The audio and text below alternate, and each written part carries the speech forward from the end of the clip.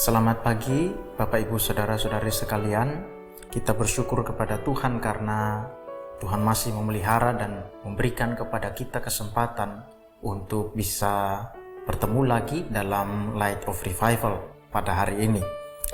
Sebelum kita beraktivitas, mari kita menundukkan hati dan pikiran untuk merenungkan firman Tuhan sebagai penuntun bagi langkah kita, bagi hati dan pikiran kita pada hari ini. Kita membaca dari Yeremia pasal 17 ayat 9. Betapa liciknya hati, lebih licik daripada segala sesuatu, hatinya sudah membatu, siapakah yang dapat mengetahuinya? Hati kita yang sebenarnya. Seorang pernah berkata, jikalau kamu memiliki masalah, jikalau kamu melihat banyak kejanggalan, duduklah dengan tenang dan lihatlah ke dalam hatimu, maka semua akan menjadi lebih terang. Ada orang lain juga pernah berkata, lihatlah dalam hatimu dan kejarlah apa yang kamu inginkan. Be yourself and you will be happy. Bapak Ibu Saudara-saudari mungkin pernah mendengar kata-kata yang serupa. Entah itu diucapkan secara langsung atau mungkin dari media-media sosial. Nah, saya melihat banyak orang mendapatkan keuntungan, mendapatkan motivasi, mendapatkan berkat dengan merenungkan kata-kata indah itu. Masalah mereka menjadi terasa ringan, mereka menjadi lebih enjoy untuk menjalani hidup, mereka tidak terlalu memikirkan pendapat orang lain, mereka lebih fresh, lebih ceria ketika mereka menerima kata-kata yang seperti itu. Bapak Ibu, Saudara-saudari sekalian, apa yang bisa kita lihat secara jelas dari bacaan kita pada hari ini? Kita membaca bahwa hati itu sangat berbahaya. Hati itu tersembunyi, tidak terlihat, tapi berbahaya.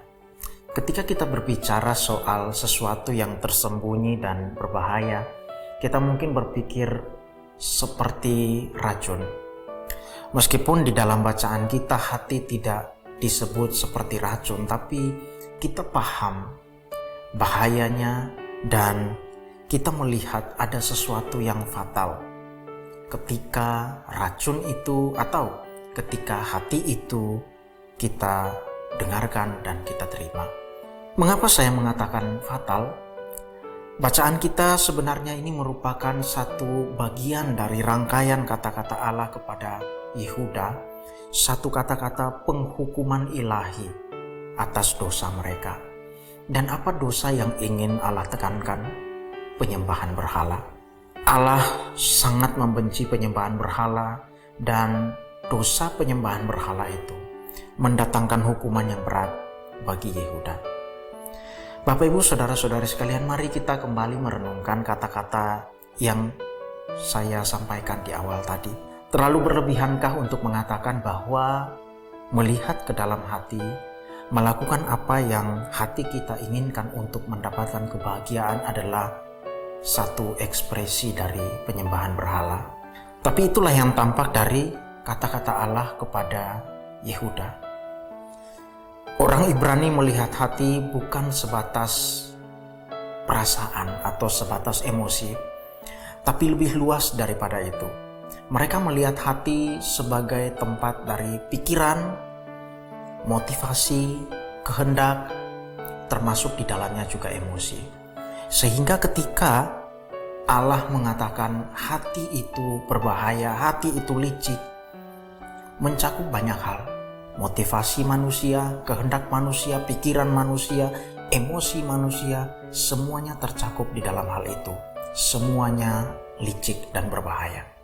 Janganlah kita berpikir, ini kan cuman salah keputusan. Ini cuman masalah saya ikuti hati dan ya akibatnya saya salah. Ini cuman masalah motivasi yang salah.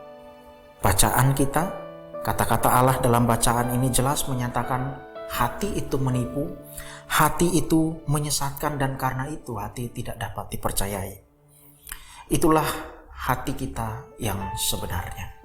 Justru ketika orang mulai mempercayai hati, Justru ketika orang mulai melihat ke dalam hati, melihat ke dalam motivasi, ke dalam pikiran, ke dalam kehendak mereka, singkatnya mulai melihat ke dalam hati, mereka akan menjerumuskan diri dalam kesesatan.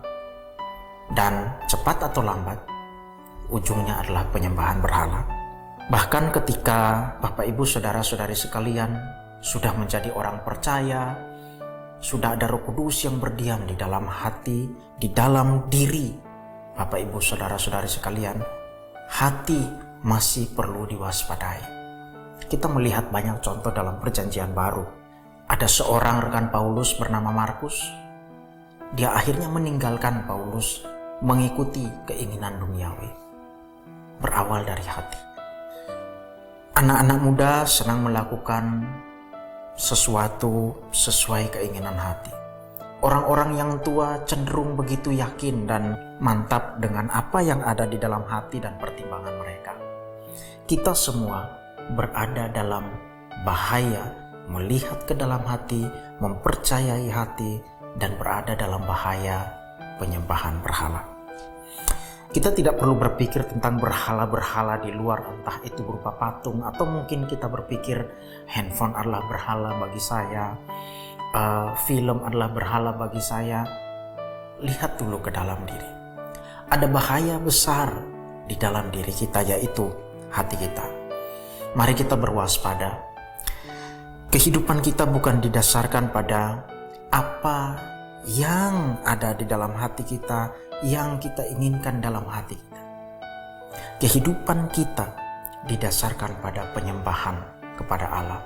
Kalau Bapak Ibu Saudara-saudari sekalian membaca selanjutnya kitab Yeremia ini, ayat ini, Bapak Ibu akan menemukan bahwa Yeremia mulai beralih dari masalah hati menuju kepada penyembahan kepada Allah Israel. Yeremia ingin menunjukkan bersandar kepada hati adalah hal yang salah. Tapi hidup harus didasarkan pada penyembahan kepada Allah yang benar. Bapak Ibu Saudara-saudari sekalian, ingatlah pada hari ini, kehidupan kita bukan soal apa yang ada di dalam hati kita, yang kita inginkan di dalam hati, tetapi apa yang bisa dilakukan dalam hidup sebagai penyembahan kepada Tuhan. Mari kita berdoa. Bapa di dalam kerajaan surga, renungan yang singkat ini hamba berdoa supaya Engkau mau pakai dan biarlah Roh Kudus-Mu boleh bekerja di dalam hati setiap orang yang mendengarnya. Tolong kami melihat ke dalam hati kami dan menyadari bahwa hati kami menyesatkan.